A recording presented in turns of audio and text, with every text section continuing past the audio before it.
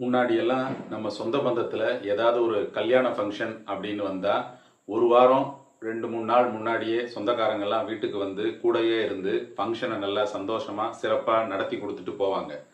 ஆனால் இப்பெல்லாம் எவ்வளோ நெருங்கின சொந்தமாக இருந்தாலும் ஒரு கல்யாண ஃபங்க்ஷன் அப்படின்னு வந்தால் தங்குறதுக்கு ஹோட்டலில் ரூம் போட சொல்கிறது, மூர்த்த நேரத்துக்கு வர்றது, ஃபோட்டோக்கு போஸ் கொடுத்து ஒரு அட்டெண்டன்ஸ் போடுறது, மொய் எழுதுறது, சாப்பிட்றது, கிளம்புறது, அப்படி போயிட்டே இருக்க வேண்டிதான்.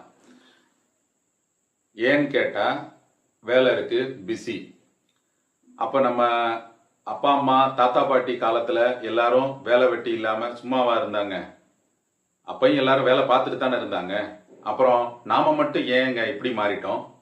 ஒரே ஒரு காரணம்தான்.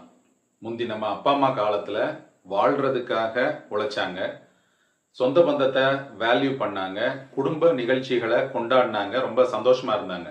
ஆனா இப்போ நாம உழைக்கிறதுக்காக வாழ்றோம். நம்ம சொந்த பந்தம், ஃபங்க்ஷன், சந்தோஷம், நிம்மதி எதையுமே நம்ம பெருசா நினைக்காம வேலை மட்டும்தான் நமக்கு முக்கியம் அப்படிங்கிற மைண்ட் செட்டுக்கு நம்ம தள்ளப்பட்டிருக்கோம்.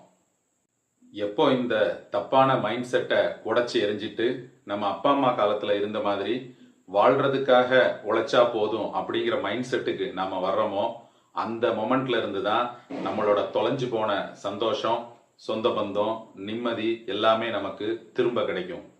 வாங்க நண்பர்களே, தொடர்ந்து பயணிப்போம் பூவின் மனக்குரலுடன்.